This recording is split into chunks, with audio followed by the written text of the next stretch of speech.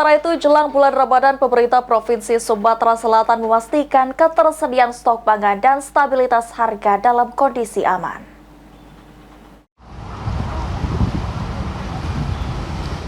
Jelang bulan Ramadan, pemerintah Provinsi Sumatera Selatan memastikan ketersediaan stok pangan dan stabilitas harga.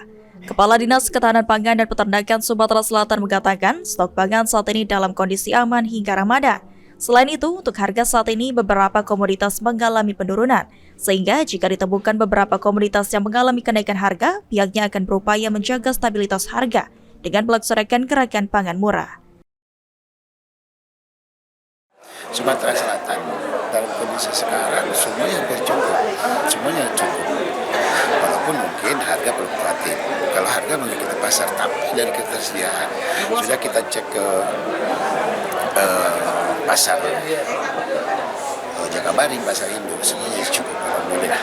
Nah, apabila ada sesuatu mungkin dalam menghadapi Ramadan, kita akan melakukan langkah-langkah yang konkret sehingga akan selalu stabil.